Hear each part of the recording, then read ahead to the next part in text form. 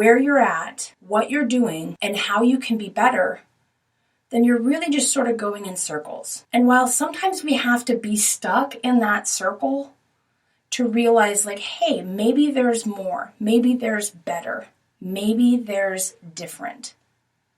And that's a hard concept to really wrap your head around, because if you're comfortable where you're at and you're not trying to better yourself, what do you have other than just rote routine? Number 4, an integral part of making self-care a priority is being able to spot your self-inflicted suffering. Right now, the best and most valuable commodity you have is your attention. And you have to protect it with all of your might. Because what you focus on is what's going to grow and what's going to come back at you. Now think about that. As we are all, as a collective, watching these horrible snuff films from George Floyd to Breonna Taylor to Rayshard Brooks, our collective focus is witnessing something horrific. And we cannot shy away from that. We cannot. But we must.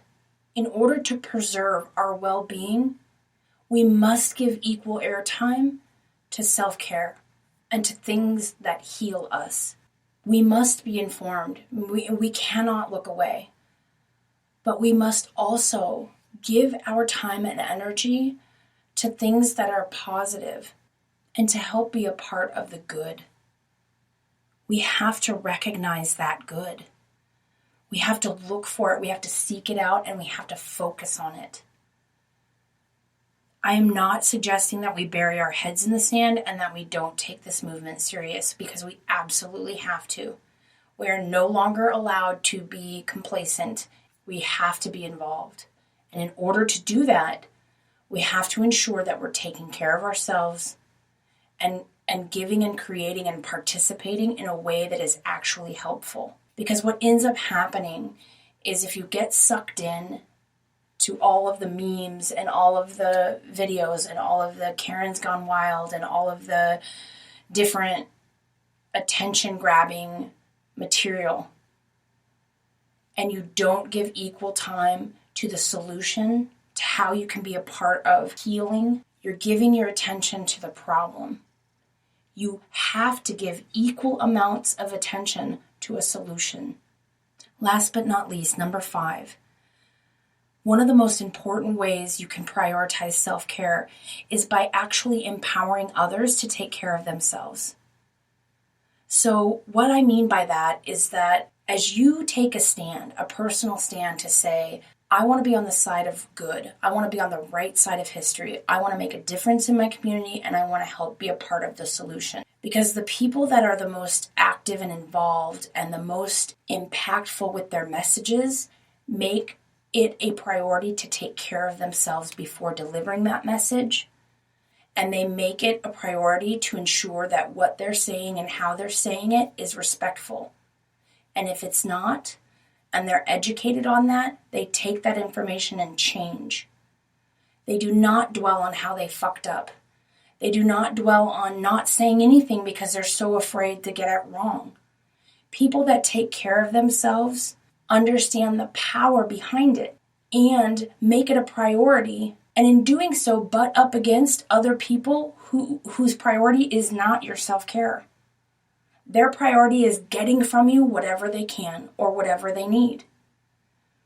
So being a self-care advocate and standing up for yourself and telling people no when you need to take time for yourself is a form of radical support. It's so imperative because focusing on yourself first, it forces the other person to take notice that you're doing that. They may be going along in life not thinking anything about personal boundaries or self-care or how to make themselves a priority. They may be wrapped up in the negative, hateful, self-loathing talk that doesn't allow them to see that it's important. They butt up against you, making it a priority, making that known, and it cues off to them like, oh, hey, there's an option. Yeah, that's totally potentially something I could also do. It's about exposure. And you have to be able to empower people when they come to you and say, no, I can't do this thing you want me to do. I can't go to this protest. I can't get involved this way because I need to take care of myself. Honoring that is so imperative to the health and wellness of our community. And that's a good thing. It's going to allow you to take the time and the energy to give back to yourself and participate at the fullest level you can. I want to go over that list real quick again. The 5 different ways that you can prioritize self-care is, number 1, by start loving yourself. Number 2, by starting where you're at and giving yourself grace. Number 3, creating a routine. Implementing these habits that help you become more loving. Number 4, stop the self-inflicted suffering. Make sure there's equal airtime.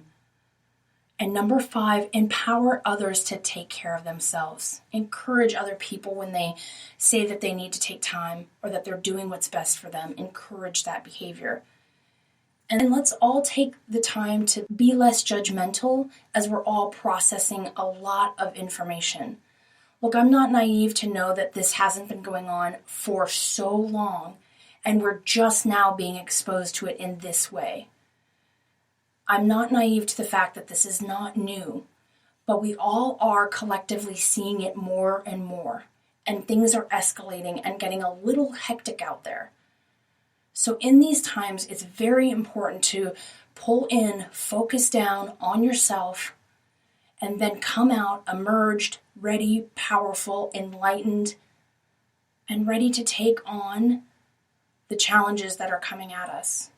That's it for this week. Thank you for joining me. If you have a story you'd like to share and you want to be on the show, please email me. It's Kris, Kris, at selfcareissexy.com. Okay, we got some really great content coming your way, including that episode on protesting. So stay tuned and remember that self-care is sexy. We're giving you permission to put yourself first.